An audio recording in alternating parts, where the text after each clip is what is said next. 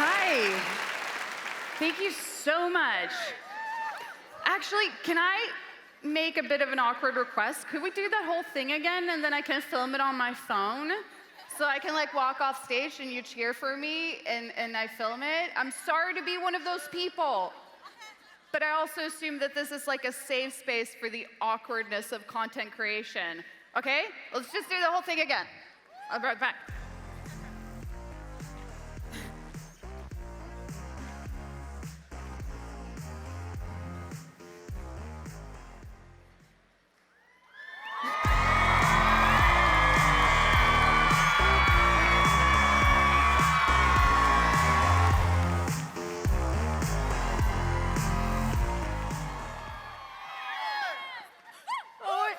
I just noticed that I didn't hit record, but even if I had successfully filmed a video, even if it might have been short, it doesn't mean that it couldn't have made incredible things happen.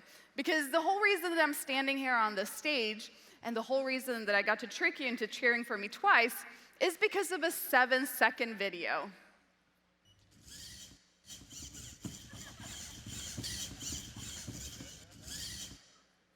When I hit post on that video, I could never have imagined how much that short clip would change my life.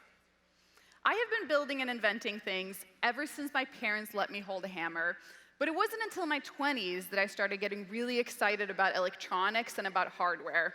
And the more I figured out, the more exciting it became. And I couldn't believe that by using just a soldering iron and some lines of code, I could tell motors how to move and LEDs how to turn on and off.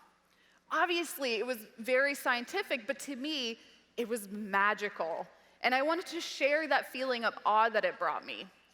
And at first, I approached it in a very traditional manner. I thought, what if I try to make a kids show about electronics? And sure, I had never pitched a TV show before, but for some reason, that didn't seem like an important detail at the time. So I borrowed my friend's camera, I propped it up on some books in my living room, and I filmed a pilot episode, and that's where I made the toothbrush helmet that I just showed you. So when I was done editing, I went online and I found the email for a TV producer in Sweden, which is where I'm from, and I sent him the pilot episode, and then I waited. And then I waited some more. And then finally, absolutely nothing happened, which was probably to be expected, but it was still pretty deflating. I had put my heart and my soul and at least $30 and a weekend of work into that pilot episode, and all I had to show for it was the toothbrush helmet.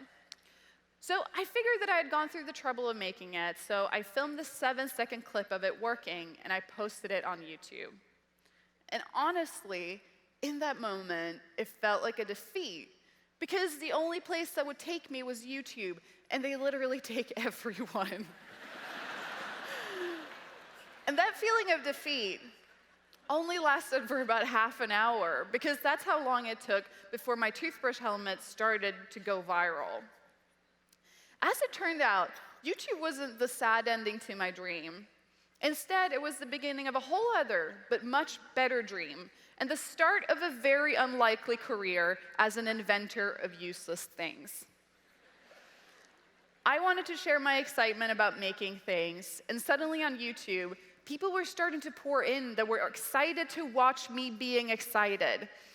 And by me being excited, I mean me having an absolute deadpan face while, for example, a robot arm served me breakfast.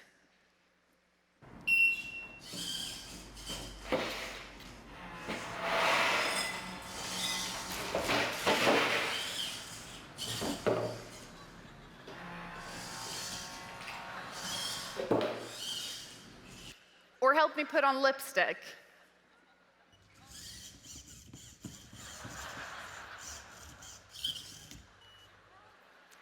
Or woke me up in the morning.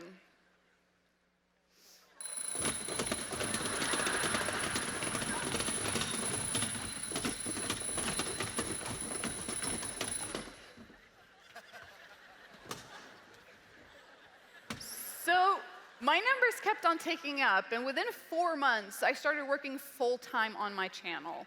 And I am so incredibly grateful for the home that YouTube has been for my creations. Because instead of having TV producers tell me what to do and what to say and what to look like, I got to grow and explore all by myself. I would film a clip and then immediately run behind the camera to see what it looked like.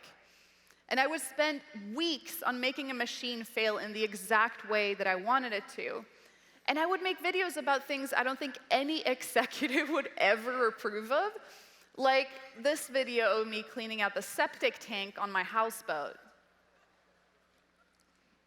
In one of my previous videos, I say that living on a boat isn't as cool as it sounds like. For some reason, my septic tank hasn't been emptying. I don't have one of those rubber gloves, so I'm just gonna duct tape this plastic bag to my arm. I'm sorry about what you're about to witness. Well, I'm so glad that I can share this moment with you.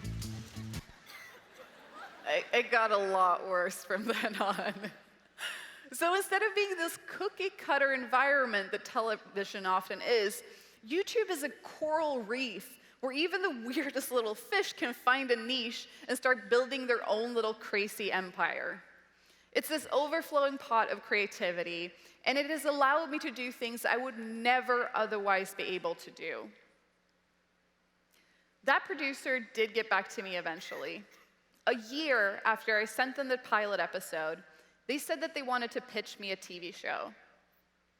But by the time that I got what I initially had wanted, I realized that I didn't want that anymore. By then, I was already across an ocean in San Francisco, running my own YouTube channel with full creative autonomy as a result of this chain of events that started with a 7-second clip of me brushing my teeth. And as much as I was mostly inventing useless things, I had accidentally invented something quite amazing on the way, because I had invented myself this job. And you're all a part of that for me and for so many others. So thank you. And don't forget to brush your teeth, because who knows what could happen. Thank you.